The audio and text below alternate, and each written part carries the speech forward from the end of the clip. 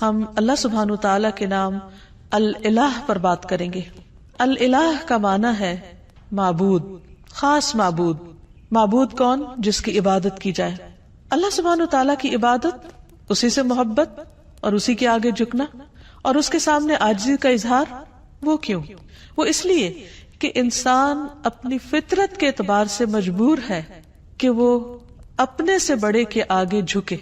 اسے کسی نہ کسی کے آگے ضرور جھکنا ہے، کیونکہ وہ اس کے اندر یہ مادہ موجود ہے، وہ اس کے بغیر رہ نہیں سکتا، اس کے بغیر اس کی تکمیل نہیں ہوتی۔ انسان ہمیشہ یہ چاہتا ہے کہ وہ کسی سے شدید محبت کرے، کسی کے آگے جھکے، کسی کا سہارا لے، کسی کو اپنے غم اور رنج کی حالت میں پکارے، کوئی ہو جو ہر حال میں اس کی سننے والا ہو، جو اس کا دکھ دور کرنے والا ہو۔ تو اللہ سبحانہ تعالیٰ کے سوا وہ کون ہو سکتا ہے؟ جب سے انسان پیدا ہوا ہے اور انسانی تاریخ میں جو مختلف ادوار آئے ہیں، اس میں لوگوں نے اللہ سبحانہ تعالیٰ کو معبود تو مانا، لیکن اس کے ساتھ دوسروں کو بھی الہ مان لیا، یعنی ظاہر میں نظر آنے والی چیزوں کو بھی انہوں نے اپنا سہارا بنا لیا۔ کوئی درخت کے آگے جھکا تو کوئی پہاڑ کے آگے جھک گیا، کوئی سمندر سے خوف کھا کر اس کے آگے جھکنے لگا، کسی نے آگ کو اپنا خدا مان لیا اور وہ اس کی عبادت کرنے لگا۔ گویا جس چیز سے وہ ڈرا یا جس چیز سے وہ حیران ہوا یا جس چیز نے اس کو امپریس کیا یا انفلوئنس کیا یا جس چیز کے لیے اس کے دل کے اندر ایک خاص کیفیت پیدا ہوئی، اس نے اسی کو اپنا معبود بنا لیا۔ لیکن اللہ سبحانہ تعالیٰ فرماتے ہیں وَإِلَٰهُكُمْ إِلَٰهٌ وَاحِدٌ لَا إِلَٰهَ إِلَّا هُوَ الرَّحْمَٰنُ الرَّحِيمُ۔ سورۃ البقرہ آیت 63 ہے، اور تمہارا معبود، تمہارا الہ بس ایک ہی الہ ہے، وہ جس نے ان سب چیزوں کو پیدا کیا ہے۔ مخلوق الہ نہیں ہو سکتی۔ الہ تو وہی ہو سکتا ہے کہ جس کے سب تابع ہو، جس کے آگے پوری کائنات جھکی ہوئی ہو۔ فرمایا اس کے سوا کوئی اور معبود نہیں، وہ بے حد رحم کرنے والا، نہایت مہربان ہے۔ عربی زبان میں الہ کا لفظ اللہ سبحانہ تعالیٰ کے لیے استعمال ہوتا ہے، تو اس آیت سے پتہ یہ چلتا ہے کہ اللہ سبحانہ تعالیٰ اپنی الہیت میں منفرد ہے، یکتا ہے، اکیلا ہے، اور الوہیت کے اندر یعنی الہ ہونے کے اندر کمال علم، کمال قدرت، کمال رحمت اور کمال حکمت کے معنی پائے جاتے ہیں۔ یعنی وہی الہ ہو سکتا ہے جس کا علم کامل ہو، جس کی قدرت کامل ہو، جس کی رحمت کامل ہو، جس کی حکمت کامل ہو، اور اس میں کسی قسم کا کوئی نقص نہ پایا جاتا ہو۔ اور یہ تمام صفات صرف اور صرف اللہ سبحانہ تعالیٰ کے اندر ہی ہیں۔ اسی لیے وہی دراصل الہ ہے، وہی معبود ہے، اور وہی عبادت کے لائق ہے، عبادت کا حقدار ہے، کیونکہ کسی اور کے اندر یہ صفات اس درجے میں پائی ہی نہیں جاتی۔ تو یہ صفات اس بات کا تقاضا کرتی ہیں کہ ایک انسان اللہ ہی کو اپنا محبوب سمجھے اور انتہا درجے کی محبت صرف اسی کے ساتھ کرے، انتہا درجے میں صرف اسی کے آگے جھکے، اپنا سر اور اپنی پیشانی صرف اسی کے سامنے ٹکائے، کچھ مانگے تو صرف اسی سے مانگے، اسی کے آگے ہاتھ پھیلائے اور کسی اور کے آگے نہیں۔ سورۃ الانبیاء میں اللہ تعالیٰ فرماتے ہیں لا الہ الا انا فاعبدونی، میرے سوا کوئی معبود نہیں، لہٰذا تم میری ہی عبادت کرو، نہیں مانگو تو مجھ سے مانگو، جھکو تو میرے آگے جھکو، اس لیے کہ وہ دینے پہ قادر ہے، وہ اتنا عظیم ہے کہ اس کے آگے جھکنا انسان کے لیے باعث عزت ہے، باعث ذلت نہیں، کیونکہ انسان جب اپنے سے چھوٹی چیز کے آگے جھکتا ہے تو یہ جھکنا اس کے لیے باعث ذلت ہے۔ اسی طرح ایک سورۃ طٰہٰ میں فرمایا اننی انا اللہ لا الہ الا انا فاعبدنی، بے شک میں ہی اللہ ہوں، میرے سوا کوئی معبود نہیں، بس تم میری ہی عبادت کرو۔ اللہ سبحانہ تعالیٰ کے لیے الہ کے علاوہ رب کا بھی لفظ آتا ہے، یعنی رب بھی اللہ کے ناموں میں سے ایک نام ہے، لیکن ان دونوں میں فرق ہے۔ رب کا مطلب ہے مخلوق کو پیدا کرنے والا، اس کو رزق دینے والا، اس کا انتظام کرنے والا، لیکن الہ کا مطلب ہے جو عبادت کے مستحق ہے، یعنی جس کی عبادت کی جائے، جس کی تعظیم کی جائے، جس کے آگے عاجزی اور انکساری کا اظہار کیا جائے۔ تو عبادت حقیقت میں محبت، اطاعت، تسلیم و رضا اور تعظیم پر مبنی ہوتی ہے، اور یہ صرف الہ ہی کے لیے ہو سکتی ہے۔ تو اس میں دراصل توحید الوہیت کی طرف دعوت دی گئی ہے، اور جہاں الہ کا لفظ آیا ہے وہاں ساتھ شرک کی نفی بھی کی گئی ہے کہ لا الہ الا انت یا لا الہ الا اللہ۔ پھر یہ ہے کہ اللہ سبحانہ و تعالیٰ نے اپنا یہ نام خود رکھا ہے، اضافت کے ساتھ بھی اور اس کے بغیر بھی، اور حقیقت یہ ہے کہ تمام انبیاء بھی اس نام کو استعمال کرتے رہے ہیں۔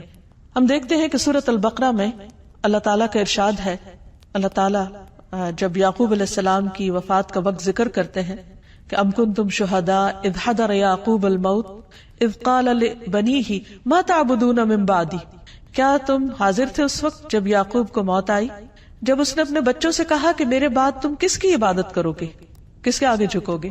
تو انہوں نے کیا کہا؟ نعبد الہک و الہ آبائک ابراہیم و اسماعیل و اسحاق الہا واحدا ونحن لہ مسلمون، ہم تیرے معبود نعبد الہک، اس کی عبادت کریں گے۔ یہاں بھی لفظ الہ استعمال ہوا ہے کہ جب عبادت کی بات ہے تو پھر ساتھ ہی الہ کا لفظ آ جاتا ہے کہ وہ خاص معبود جو عبادت کا مستحق ہے۔ تو تیرے معبود اور تیرے آبا یعنی ابراہیم، اسماعیل، اسحاق، ان سب کے الہ کی جو ایک ہی الہ ہے اس کی ہم سب عبادت کریں گے۔ تو گویا یعقوب علیہ السلام اپنی اولاد کو ایک اللہ الہ کی عبادت کی تاکید کر کے گئے، وصیت کر کے گئے۔ پھر اسی طرح اللہ کا نام الہ اللہ تعالی کی ذات اور اس کی صفات پر دلالت کرتا ہے، یعنی اللہ تعالی کا یہ نام جو ہے وہ اس کی صفات کو بھی بیان کرتا ہے، اور حقیقت یہ ہے کہ یہ صرف اللہ سبحانہ تعالیٰ ہی کے لیے ہے۔ یہاں یہ بات بھی یاد رہے کہ اللہ سبحانہ تعالیٰ نے خود اپنے ساتھ دوسرے الہوں کا انکار کیا ہے۔ قرآن مجید میں اللہ تعالیٰ فرماتے ہیں سورۃ المؤمنون میں، مَتَّخَذَ اللَّهُ مِن وَلَدٍ، اللہ نے کوئی اولاد نہیں بنائی، وَمَا كَانَ مَعَهُ مِنْ إِلَٰهٍ، اور اس کے ساتھ کبھی کوئی الہ رہا ہی نہیں، کوئی اور الہ ہے ہی نہیں، نہ تھا نہ ہے اور نہ کبھی ہو سکتا ہے۔ کیوں؟ اس کے لیے بہت خوبصورت دلیل دی گئی کہ اِذًا لَذَهَبَ كُلُّ إِلَٰهٍ بِمَا خَلَقَ، اگر کوئی اور الہ ہوتا تو وہ جو اس نے بنایا ہوتا وہ اپنے ساتھ لے جاتا، یہ باہم کلیش بھی ہوتا۔ وَلَا عَلَى بَعْضُهُمْ عَلَى بَعْضٍ، اور ان میں سے بعض پہ چڑھائی کر دیتے، کیونکہ جب اختیارات بہت سے لوگوں کے ایک جیسے ہوں تو ان میں سے پھر وہ دوسروں سے آگے بڑھنے کے لیے ان کو ہرانے کی کوشش کرے گا۔ سبحان اللہ، اللہ پاک ہے عما یصفون، اس سے جو وہ وصف بیان کرتے ہیں اللہ کا، یعنی اللہ سبحانہ تعالیٰ کے ساتھ کوئی اور الہ ہو ہی نہیں سکتا، کیونکہ کوئی اور ایسی صفات کے لائق ہی نہیں اور کوئی معبود ہے ہی نہیں۔ عبادت کا مستحق صرف اللہ ہے۔ تمام انبیاء نے اسی کی دعوت دی ہے، اعبدوا اللہ ما لکم من الہ غیرہ، اللہ کی عبادت کرو، اس کے سوا تمہارا کوئی الہ نہیں، واعبدوا اللہ ولا تشرکوا بہ شیئا، اور اللہ کی عبادت کرو اور اس کے ساتھ کسی کو شریک نہ ٹھہراؤ، کیونکہ ہماری زندگی کا مقصد ہی عبادت ہے اور عبادت اللہ کا حق ہے، اس لیے ہمیں سوچ سمجھ کر اس حق کو ادا کرنا ہے۔ ایسا نہ ہو کہ ہم کوشش بھی کریں، محنت بھی کریں، لیکن وہ اس کے ہاں قبول نہ ہو جس نے دراصل ہمیں پیدا ہی اس کام کے لیے کیا ہے۔ معاذ رضی اللہ عنہ سے مروی ہے کہ نبی صلی اللہ علیہ وسلم جس گدھے پر سوار تھے میں اس کے اوپر آپ کے ساتھ پیچھے بیٹھا ہوا تھا، سواری کر کے کہیں جا رہے تھے۔ اس گدھے کا نام عفیر تھا۔ آپ نے فرمایا، اے معاذ، کیا تمہیں معلوم ہے کہ اللہ تعالیٰ کا حق اپنے بندوں پر کیا ہے اور بندوں کا حق اللہ تعالیٰ پر کیا ہے؟ میں نے کہا کہ اللہ اور اس کا رسول ہی زیادہ جانتے ہیں۔ آپ نے فرمایا، اللہ کا حق اپنے بندوں پر یہ ہے کہ وہ اس کی عبادت کرے اور اس کے ساتھ کسی دوسرے کو شریک نہ ٹھہرائے، اور بندوں کا حق اللہ پر یہ ہے کہ جو بندہ اللہ کے ساتھ کسی کو شریک نہ ٹھہرائے اللہ اسے عذاب نہ دے، یعنی جو شخص توحید پر ہو پھر اللہ سبحانہ تعالیٰ اس کو اپنے عذاب سے، سزا سے محفوظ رکھے۔ پھر یہ ہے کہ اللہ تعالیٰ کو راضی کرنے کے لیے ضروری ہے کہ ہم صرف اسی کی عبادت کریں اور اس کے ساتھ کسی کو شریک نہ ٹھہرائیں، اور اللہ کی رسی کو مضبوطی سے تھامے رکھیں اور کسی تفرقہ بازی کا شکار نہ ہو۔ پھر یہ بھی یاد رہے کہ جو شخص اللہ کو اپنا الہ مان لیتا ہے وہ سلامت رہتا ہے۔ قرآن مجید میں آتا ہے، الذین آمنوا ولم یلبسوا ایمانہم بظلم اولئک لہم الامن وہم مہتدون، جو لوگ ایمان لائے پھر اپنے ایمان کو ظلم یعنی شرک سے آلودہ نہیں کیا، یعنی اللہ کا حق عبادت کسی اور کو نہیں دیا، اس کے ساتھ کسی اور کو شریک نہیں کیا عبادت میں، یہی لوگ قیامت کے دن امن میں رہیں گے اور دنیا اور آخرت میں یہی لوگ ہدایت یافتہ ہوں گے۔ پھر اگر کوئی شخص اللہ سبحانہ تعالیٰ کی حفاظت حاصل کرنا چاہتا ہے یعنی اس کے عذاب سے اللہ کی پناہ میں رہنا چاہتا ہے تو اس کے لیے بھی یہی ضروری ہے کہ وہ الہ ہی کی عبادت کرے. رسول اللہ صلی اللہ علیہ وسلم نے حضرت معاذ سے فرمایا تھا احفظ اللہ یحفظ کا، اے معاذ اللہ کی حفاظت کرو، یعنی اس کے حقوق کی حفاظت کرو، اس کی عبادت میں کسی کو شریک نہ کرو. یحفظ کا، وہ اللہ تمہاری حفاظت کرے گا. احفظ اللہ تجدہ تجاہک، اللہ کی حفاظت کرو یعنی اللہ کے حق کی حفاظت کرو. تجدہ تجاہک، تم اسے اپنے سامنے پاؤ گے. پھر جب تمہیں اس سے کوئی کام ہوگا، ضرورت ہوگی، تم اس کو پکارو گے، اور پکارنا بھی تو عبادت ہے، تو وہ تمہاری پکار سنے گا، تمہاری مدد کرے گا اور تمہاری محتاجی کو بھی دور کرے گا. عام طور پر ہم یہ سمجھتے ہیں کہ اگر ہم اللہ سبحانہ وتعالیٰ کی عبادت کریں گے تو شاید زندگی ہم پر مشکل ہو جائے، ہمارے حالات تنگ ہو جائیں، یا پھر ہمارے لیے دنیا کے کام کاج کا وقت نہ بچے. حالانکہ حقیقت اس کے برعکس ہے. اللہ تعالیٰ فرماتے ہیں، حدیث قدسی ہے، اے ابن آدم، یعنی اے آدم کی اولاد، تم اپنے آپ کو میری عبادت کے لیے فارغ کر لو، یعنی میری عبادت کے لیے بھی وقت نکالو، میں تمہارے دل کو بے نیازی سے بھر دوں گا، یعنی تمہیں ایک خاص قسم کی سیٹسفیکشن عطا کروں گا. ورنہ بعض اوقات کیا ہوتا ہے، انسان کے پاس بہت کچھ بھی ہوتا ہے لیکن اس کے دل کو اطمینان نہیں ہوتا، اس کے اندر ایک ویکیوم سا ہوتا ہے، اس کے اندر ایک خلا ہوتا ہے، اس کے اندر اطمینان نہیں ہوتا.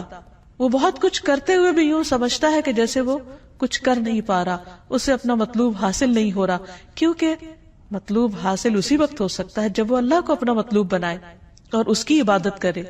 تو اللہ تعالیٰ کا یہ وعدہ ہے کہ جو شخص اللہ کی عبادت کے لیے وقت نکالے گا، مثلا وقت پر نماز پڑھے گا، وقت پر اپنے فرائض ادا کرے گا، اللہ سبحانہ وتعالیٰ اس کے دل کے اندر ایک غنا پیدا کر دیں گے اور تمہارا فقر یعنی محتاجی دور کر دوں گا، وہ خلا دور کر دوں گا. لیکن اگر تم ایسا نہیں کرو گے تو میں تمہارے دونوں ہاتھ کاموں میں مشغول کر دوں گا، انتہائی مصروف ہو جاؤ گے، اور اس کے باوجود تمہارا فقر، تمہاری محتاجی، تمہاری ضرورت دور نہیں ہوگی. یعنی خواہ انسان کے پاس کتنا کچھ بھی ہو، اس کے اندر یہی ایک احساس ہوگا کہ ابھی میرے پاس کچھ نہیں. سب کچھ ہوتے ہوئے بھی اس کو اللہ کی نعمتیں یاد نہیں رہیں گی، اور اس کے دل کے اندر ایک خوف اور ایک پریشانی اور ایک بے چینی سی رہے گی. اس کے برعکس جو لوگ عبادت کریں گے وہ دنیا میں بھی مطمئن رہیں گے اور آخرت میں بھی اللہ کے عرش کے سائے میں اور جنت میں ہوں گے. نبی صلی اللہ علیہ وسلم نے فرمایا، 7 قسم کے لوگوں کو اللہ تعالیٰ اس دن اپنے عرش کے سائے تلے جگہ عطا فرمائیں گے جس دن اس کے سائے کے سوا کوئی سایہ نہ ہوگا. ان میں سے ایک وہ نوجوان جس کی جوانی اللہ کی عبادت میں گزری، کیونکہ بہت سے لوگ جوانی کی حالت میں اللہ تعالیٰ کی طرف رجوع نہیں کرتے. وہ سوچتے ہیں کہ جوانی تو دنیا میں انجوائے کرنے کے لیے ہے، دنیا کمانے کے لیے، جب سب کچھ کر چکیں گے، جب سارے شوق پورے کر لیں گے تو ہاں پھر بڑھاپے میں اللہ کی عبادت کے لیے اپنے آپ کو فارغ کر لیں گے، ریٹائرمنٹ کی عمر میں پھر عبادت ہو جائے گی. نہیں، ہمیں نہیں معلوم کہ ہم ریٹائرمنٹ کی عمر کو پہنچتے ہیں یا نہیں، بڑھاپے والی زندگی ملتی بھی ہے یا نہیں، اور اگر ملے بھی تو وہ اپنے 700 تکلیفیں لے کر آتا ہے، پھر وہ تو سب سے نکمی عمر ہوتی. تو کیا کسی مومن کو یہ زیب دیتا ہے کہ وہ اپنی زندگی کا بہترین حصہ تو اس فانی دنیا کے لیے خرچ کرے، اس فانی دنیا میں استعمال کرے، اور اپنی زندگی کا نکما حصہ اللہ سبحانہ وتعالیٰ کو دے؟ تو اسی لیے جو لوگ اپنی زندگی کا بہترین حصہ یعنی جوانی اللہ کی عبادت میں گزاریں گے، اللہ تعالیٰ کی طرف سے عائد کردہ جو فرائض ہیں ان کو پورا کرتے ہوئے گزاریں گے، اللہ تعالیٰ کی اطاعت اور فرما برداری میں گزاریں گے، تو اللہ سبحانہ وتعالیٰ قیامت کے اس طویل دن جو ایک دن 50,000 سال کا ہے، جس دن سورج بہت قریب آ چکا ہوگا، اس دن اللہ تعالیٰ ایسے لوگوں کو اپنے عرش کے سائے تلے جگہ دیں گے. نبی صلی اللہ علیہ وسلم نے یہ بھی فرمایا، جو شخص اللہ کی عبادت اس طرح کرے کہ اس کے ساتھ کسی کو شریک نہ کرے، اور شرک کرنے میں صرف ایسا نہیں کہ غیر اللہ یا ایسے آبجیکٹس کی پوجا کرنا جو اللہ نے تخلیق کیے ہیں، بلکہ اس میں ریاکاری کرنا، شو آف کرنا، لوگوں کو خوش کرنے کے لیے دین کے کام کرنا. اگر انسان صرف اور صرف اللہ کی رضا کے لیے اچھے کام کرتا ہے، نماز قائم کرتا ہے، زکوٰۃ دیتا ہے، اللہ کی بات سنتا ہے اور مانتا ہے، تو اللہ تعالیٰ اسے جنت کے 8 دروازوں میں سے داخل ہونے کا اختیار دے دے گا کہ جس سے چاہو چلے جاؤ، جو تمہیں پسند ہے اس سے اندر آ جاؤ. یعنی کس قدر شاندار ویلکم ہوگا ایسے شخص کا جو دنیا میں شوق سے، رضا سے، خوشی سے اللہ کی طرف دوڑتا ہے، اللہ کی عبادت کرتا ہے. تو یہاں یاد رہے کہ عبادت کے 2 اہم اصول بھی ہیں. اور جب تک یہ دو چیزیں عبادت میں شامل نہ ہوں اس وقت تک عبادت کا حق ادا نہیں ہوتا. پہلی چیز اخلاص ہے کہ انسان جو کچھ اللہ کے لیے کرے بس وہ پھر اللہ ہی کے لیے کرے، کسی اور کے لیے نہیں کرے. اس کی نیت صرف اللہ کے لیے خالص ہو، وہ اس کو خوش کرنے کے لیے، اس کی رضا کے لیے، اس کی محبت حاصل کرنے کے لیے، اس کے دیدار کی خاطر ہر عمل کرے. اور دوسری چیز، جس چیز کو وہ خاص عبادت سمجھ کے کرتا ہے اسے رسول اللہ صلی اللہ علیہ وسلم کے طریقے کے مطابق کرے، کیونکہ جب عمل خالص ہوگا تو وہ اس کی باطن کی خوبصورتی کی دلیل ہے. اور جو شخص سنت کی پیروی کرتا ہے تو نبی صلی اللہ علیہ وسلم کا عمل سب سے خوبصورت عمل تھا. اللہ سبحانہ وتعالی نے آپ کو اسوۃ حسنہ بنا کر بھیجا. لقد کان لکم فی رسول اللہ اسوۃ حسنہ، تمہارے لیے اللہ کے رسول صلی اللہ علیہ وسلم کی زندگی میں خوبصورت نمونہ ہے. تو یہ خوبصورت نمونہ جب کوئی شخص اختیار کرتا ہے تو اس کی زندگی حقیقت میں خوبصورت ہو جاتی، اس کے سارے اعمال، اس کے طور طریقے خوبصورت ہو جاتے ہیں. اور ایسا شخص ایک بہترین حالت میں اللہ سبحانہ وتعالیٰ کے سامنے حاضر ہوگا. اللہ تعالیٰ ہمیں بھی ان لوگوں میں شامل کر لے کہ جو احسن طریقے پر اللہ کی عبادت کرتے ہیں، ایسی عبادت جو اس کو پسند آ جائے. اسی لیے نبی صلی اللہ علیہ وسلم نے اچھی عبادت کا جو کرائیٹیریا بتایا وہ کیا ہے کہ تم اس طرح اللہ کی عبادت کرو گویا تم اس کو دیکھ رہے ہو، اور اگر یہ کیفیت نہ ہو تو یہ تو ضرور یاد رکھو کہ وہ تمہیں دیکھ رہا ہے. تو جو بھی شخص یہ سوچ کر اللہ کی عبادت کرے گا کہ وہ اس وقت اللہ کی نگاہ میں ہے، تو وہ لوگوں کے سامنے ہو یا تنہائی میں ہو، وہ اچھے کام ہی کی کوشش کرے گا. وہ اپنے ہر کام کو بہترین طریقے پر انجام دینے کی کوشش کرے گا، کیونکہ اس کا یہ احساس اس کے کام کی کوالٹی پر اثر انداز نہیں ہونے دے گا. نبی صلی اللہ علیہ وسلم نے ایک خوبصورت دعا سکھائی ہے ہر نماز کے بعد پڑھنے کے لیے. اللہم اعنی علی ذکرک و شکرک و حسن عبادتک. اے اللہ اپنا ذکر، اپنا شکر اور اپنی خوبصورت عبادت کی توفیق عطا فرما، اس پر میری مدد فرما. کیونکہ انسان کے ساتھ بہت سی مشکلات بھی ہیں، خود اس کا اپنا نفس اندر سے بعض اوقات ایسے فتنے میں مبتلا ہو جاتا ہے کہ عبادت کی حلاوت ختم ہو جاتی ہے. اسی طرح بعض اوقات شیطان کے ڈالے ہوئے وسوسے یا لوگوں کی باتیں، باہر کا ماحول انسان پر اثر انداز ہوتا ہے اور وہ اللہ سبحانہ وتعالیٰ کی عبادت کا حق ادا نہیں کرتا یا عبادت کو انجوائے نہیں کرتا. اس لیے جو ہی ایک عبادت مکمل ہو تو اگلی عبادت کے لیے، یعنی ایک نماز کے اختتام پر اگلی نماز کے لیے اور اگلی مزید عبادات کے لیے انسان دعا کرے، کیونکہ اللہ کی عبادت پر اللہ تعالیٰ ہی بہترین طریقے پر مدد کر سکتے ہیں.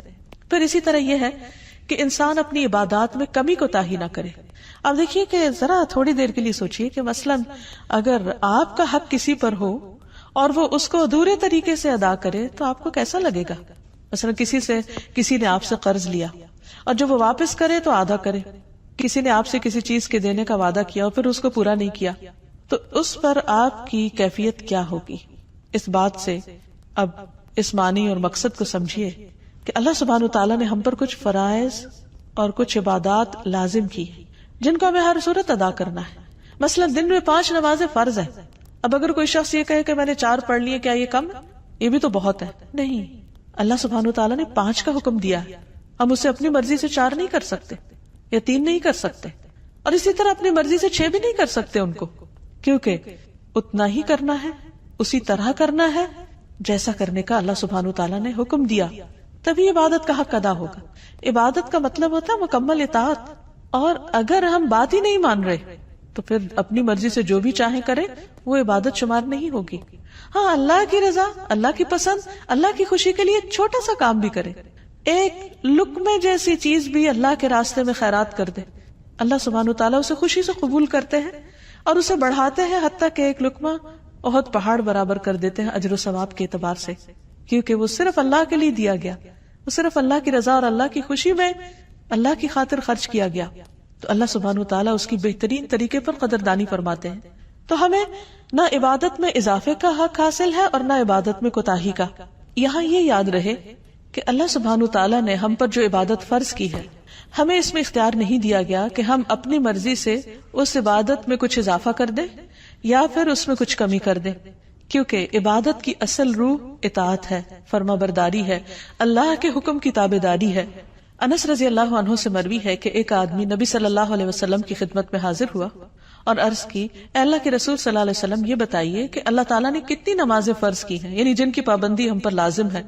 آپ نے فرمایا اللہ نے اپنے بندوں پر 5 نمازیں فرض کی.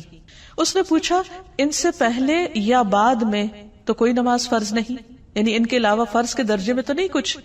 آپ نے 3 بار یہ فرمایا کہ اللہ نے اپنے بندوں پر 5 نمازیں فرض کی ہیں. اس پر وہ کہنے لگا اس ذات کی قسم جس نے آپ کو حق کے ساتھ بھیجا ہے، میں اس میں کسی قسم کی کمی یا زیادتی نہیں کروں گا، یعنی 5 سے کم 4 بھی نہیں پڑھوں گا اور 5 سے زیادہ 6 بھی نہیں پڑھوں گا، بس اتنی ہی پڑھوں گا جتنی اللہ تعالیٰ نے مجھ پر فرض کی ہے. تو نبی صلی اللہ علیہ وسلم نے فرمایا اگر یہ شخص سچا رہا، یعنی جو یہ کہہ رہا ہے اس نے ایسا ہی کیا، تو یہ جنت میں داخل ہوگا.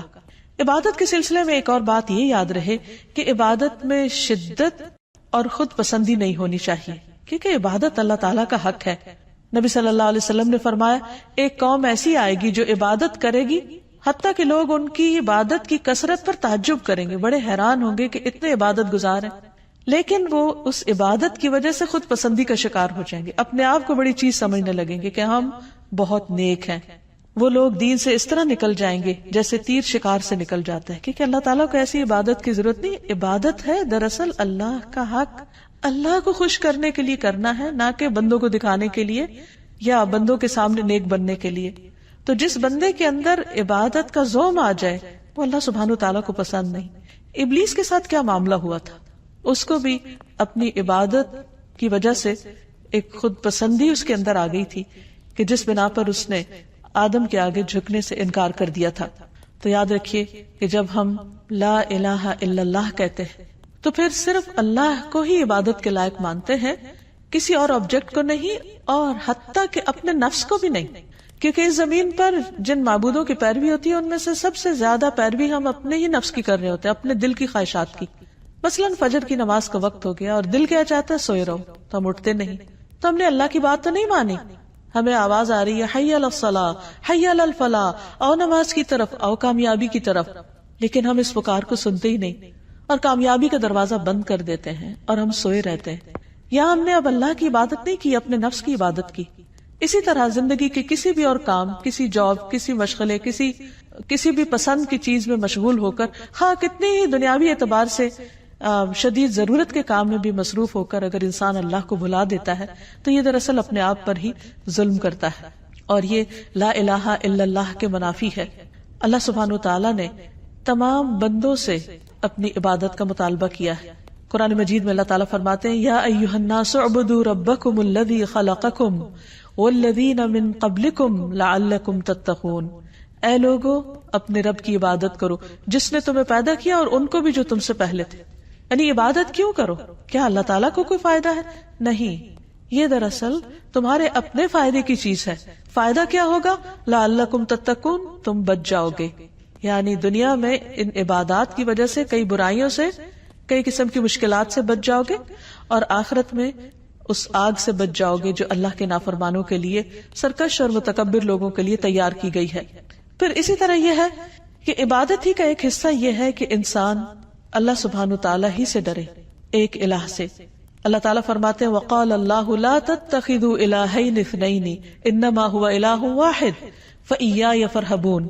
اور اللہ تعالیٰ نے فرمایا تم 2 معبود نہیں بناؤ، یعنی 3 اور 3 سے زیادہ تو دور کی بات، ایک سے دوسرا بنانے کی بھی اجازت نہیں. وہ تو صرف وہی ایک معبود ہے اور مجھی سے تم ڈرو. یعنی عبادت میں یہ بھی شامل ہے کہ انسان اللہ تعالیٰ سے ڈرتا رہے، اور بعض اوقات انسان محبت میں عبادت کرتا ہے اور بعض اوقات اللہ کے عذاب سے ڈرتے ہوئے عبادت کرتا ہے. تو دونوں چیزیں انسان کے اندر ایک اعتدال پیدا کرتی ہیں. پھر یہ بھی یاد رکھیے کہ لا الہ الا اللہ کہنا صرف انسان کے لیے آخرت کی نجات کا ذریعہ ہی نہیں بلکہ دنیا میں بھی بہترین قسم کا قول ہے. رسول اللہ صلی اللہ علیہ وسلم نے فرمایا افضل ذکر لا الہ الا اللہ ہے. ایک اور جگہ پر فرمایا کہ جس نے لا الہ الا اللہ کہا تو ایک دن یہ کلمہ اسے مصیبتوں سے نجات دلائے گا. اس سے پہلے جو کچھ ہو چکا سو ہو چکا، لیکن لا الہ الا اللہ کہنے سے اس کی نجات ہو جائے گی. جو شخص سچے دل سے اللہ کو پکارے اس پر آسمان کے دروازے کھل جاتے ہیں. ابو ہریرہ رضی اللہ عنہ کہتے ہیں کہ نبی صلی اللہ علیہ وسلم نے فرمایا جب بھی بندہ خالص ہو کر لا الہ الا اللہ کہتا ہے تو اس پر آسمان کے دروازے کھول دیے جاتے ہیں، یہاں تک کہ یہ کلمہ عرش تک پہنچ جاتا ہے. یہ اس وقت ہوتا ہے جب انسان کبیرہ گناہوں سے بچتا رہتا ہے. نبی صلی اللہ علیہ وسلم نے فرمایا جس نے لا الہ الا اللہ وحدہ لا شریک لہ لہ الملک و لہ الحمد وہو علی کل شیء قدیر پڑھا اور خالص ہو کر کہا، زبان سے اس کی تصدیق کی، تو اس کے لیے آسمان کے دروازے کھول دیے جاتے ہیں، حتیٰ کہ اللہ تعالیٰ زمین میں اس کہنے والے کی طرف دیکھتا ہے، یعنی کس نے یہ کلمہ کہا، اور جس کی طرف اللہ تعالیٰ نے دیکھ لیا اس بندے کا یہ حق ہے کہ اللہ تعالیٰ اس کا مطالبہ اس کو عطا کر دے۔ اسی لیے نبی صلی اللہ علیہ وسلم نے یہ بہت ہی خوبصورت بات ہمیں بتائی کہ عرفہ کے دن کی بہترین دعا جو تمام انبیاء نے مانگی وہ ہے لا الہ الا اللہ وحدہ لا شریک لہ لہ الملک و لہ الحمد وہو علی کل شیء قدیر۔ اس میں اللہ سبحانہ وتعالیٰ کی وحدانیت کا ذکر بھی ہے، شرک کی نفی بھی ہے، اللہ سبحانہ وتعالیٰ کی تعریف کی بات بھی ہے، اور اس کی قدرت کا اقرار بھی ہے کہ وہی ہر چیز پر قدرت رکھتا ہے۔ اس میں آپ دیکھیے براہ راست کچھ نہیں مانگا گیا، صرف اللہ سبحانہ وتعالیٰ کی وحدانیت اور اس کی تعریف کا ذکر ہے۔ تو جو شخص یہ کلمہ پڑھ لیتا ہے تو اللہ سبحانہ وتعالیٰ اس پر نظر رحمت فرما دیتے ہیں۔ پھر یہ کلمہ صرف زندگی میں نہیں، صرف مشکلات میں نہیں، مرنے والا اگر مرتے وقت پڑھتا ہے تو اس کے لیے جنت کا وعدہ ہے۔ رسول اللہ صلی اللہ علیہ وسلم نے فرمایا اپنے مرنے والوں کو لا الہ الا اللہ کی تلقین کیا کرو، کیونکہ اس کلمے پہ موت آنے پر جنت میں داخلہ اور جہنم حرام کر دی جاتی ہے۔ یہ کلمہ اللہ کے ہاں حجت بنتا ہے، نبی صلی اللہ علیہ وسلم کی شفاعت کا ذریعہ ہے، اور اس کلمے کا وزن ہر چیز سے زیادہ ہے۔ نوف رضی اللہ عنہ کہتے ہیں کہ اگر آسمان و زمین اور ان کے درمیان کی تمام چیزوں کو ترازو کے ایک پلڑے میں رکھ دیا جائے اور دوسرے پلڑے میں صرف لا الہ الا اللہ رکھ دیا جائے تو وہ دوسرا پلڑا جھک جائے گا۔ اسی لیے اگر کسی شخص نے سچے دل سے لا الہ الا اللہ پڑھا ہو اور ہر شرک سے نفی کی ہو تو قیامت کے دن یہی ایک کلمہ اس کی نجات کا ذریعہ بن جائے گا۔ اور اگر کوئی اپنے گناہوں کی وجہ سے دوزخ کی آگ میں گیا بھی تو اس لا الہ الا اللہ کی وجہ سے اس کو وہاں سے بالآخر نکال لیا جائے گا، خواہ اس نے بڑے بڑے گناہ کیے ہوں، لیکن ان گناہوں کی سزا بھگتنے کے بعد یہ کلمہ اس کی نجات کا ذریعہ بنے گا۔ تو حقیقت یہ ہے کہ اللہ سبحانہ وتعالیٰ کا یہ نام یعنی الالہ، اس کے ساتھ جب اللہ کو پکارا جاتا ہے تو انسان کی دعا قبول ہوتی۔ اسی لیے نبی صلی اللہ علیہ وسلم کو خاص طور پر حکم دیا گیا قل اعوذ برب الناس ملک الناس الہ الناس من شر الوسواس الخناس الذی یوسوس فی صدور الناس من الجنۃ والناس۔ آپ کہہ دیجئے میں پناہ لیتا ہوں لوگوں کے رب کی، لوگوں کے بادشاہ کی، لوگوں کے الہ، لوگوں کے معبود کی وسوسہ ڈالنے والے کے شر سے جو پلٹ پلٹ کر آنے والا ہے، جو لوگوں کے سینوں میں وسوسے ڈالتا ہے۔ پھر ہم دیکھتے ہیں کہ یونس علیہ السلام جب مچھلی کے پیٹ میں چلے گئے اور انتہائی غم کی حالت میں تھے، اس وقت جب انہوں نے اسی کلمے کے ذریعے اللہ کو پکارا تو اللہ سبحانہ وتعالیٰ نے ان کا غم دور کر دیا، انہیں اس بڑی مشکل سے نجات دی۔ اور وہ کلمہ کیا ہے؟ وَذَنُّونِ إِذْ ذَهَبَ مُغَاضِبًا فَظَنَّ أَن لَّن نَّقْدِرَ عَلَيْهِ فَنَادَىٰ فِي الظُّلُمَاتِ أَن لَّا إِلَٰهَ إِلَّا أَنتَ سُبْحَانَكَ إِنِّي كُنتُ مِنَ الظَّالِمِينَ۔ اور مچھلی والے کو جب وہ غصے سے بھرا ہوا چلا گیا، بس اس نے سمجھا کہ ہم اس پر گرفت تنگ نہ کریں گے، تو اس نے اندھیروں میں پکارا کہ تیرے سوا کوئی معبود نہیں، صرف اس الالہ کو پکارا، تو پاک ہے، یقیناً میں ظلم کرنے والوں میں سے ہو گیا ہوں۔ تو اللہ سبحانہ تعالیٰ نے انہیں وہاں سے نجات دی اور باقی سب مومنوں کو بھی بشارت دی، وَكَذَلِكَ نُنْجِي الْمُؤْمِنِينَ، کہ باقی مومنوں کو بھی ہم اسی طرح نجات دیں گے۔ اسی لیے نبی صلی اللہ علیہ وسلم جب کسی کرب کی حالت میں ہوتے، تکلیف کی حالت میں ہوتے تو پڑھتے لا الہ الا اللہ العظیم الحلیم، لا الہ الا اللہ رب العرش العظیم، لا الہ الا اللہ رب السماوات ورب الارض ورب العرش الکریم۔ اللہ صاحب عظمت اور بردبار کے سوا کوئی معبود نہیں، اللہ کے سوا کوئی معبود نہیں جو عرش عظیم کا رب ہے، اللہ کے سوا کوئی معبود نہیں جو آسمانوں اور زمین کا رب ہے اور عرش کریم کا رب ہے۔ تو جو شخص تنگی اور تکلیف میں اس دعا کو پڑھے گا، اللہ سبحانہ وتعالیٰ اس کی تکلیف کو دور کر دے گا، کیونکہ نبی صلی اللہ علیہ وسلم اس دعا کو پڑھا کرتے تھے۔ پھر سید الاستغفار میں بھی جب ایک بندہ کہتا ہے اللہم انت ربی لا الہ الا انت خلقتنی وانا عبدک وانا علی عہدک ووعدک ما استطعت اعوذ بک من شر ما صنعت ابوء لک بنعمتک علی وابوء بذنبی فاغفر لی فانہ لا یغفر الذنوب الا انت۔ اے اللہ آپ میرے رب ہیں، آپ کے علاوہ کوئی الہ نہیں، کوئی معبود نہیں، آپ نے مجھے پیدا کیا، میں آپ کا بندہ ہوں، اپنے عہد اور وعدے پر قائم ہوں، جتنی بھی مجھ میں استطاعت ہے، جتنی بھی ہمت ہے، میں آپ کے احسانات کا اقرار کرتا ہوں اور اپنے گناہوں کا بھی اعتراف کرتا ہوں، آپ مجھے بخش دیجئے، کیونکہ آپ کے علاوہ گناہوں کو کوئی بھی معاف نہیں کر سکتا۔ تو جو شخص اس کلمے کو پڑھتا ہے، اس استغفار کو پڑھتا ہے جس کو سید الاستغفار، استغفار کا سردار کہا گیا، تو اگر شام کے وقت پڑھتا ہے اور رات کو ڈیتھ ہو جاتی ہے تو اللہ تعالیٰ اس کے سارے گناہ معاف کر دیں گے، اس کو جنت میں داخل کریں گے۔ اسی طرح صبح سویرے اگر کوئی پڑھتا ہے تو رات میں اگر کوئی غلطی ہو گئی تو اللہ تعالیٰ اس کو معاف فرما دیں گے اور اس کو جنت میں داخل کرنے کا وعدہ کیا گیا ہے۔ تو حقیقت یہ ہے کہ انسان پر اللہ کا حق یہ ہے کہ انسان خالص ہو کر اس کی عبادت کرے اور ہر مشکل میں اسی کو پکارے اور اس کے اس نام کا واسطہ دے کر پکارے، تو انشاءاللہ اس کی دعائیں قبول ہوگی۔ اللہ تعالی ہمیں اس عمل کی توفیق عطا فرمائے۔ وآخر دعوانا ان الحمد للہ رب العالمین۔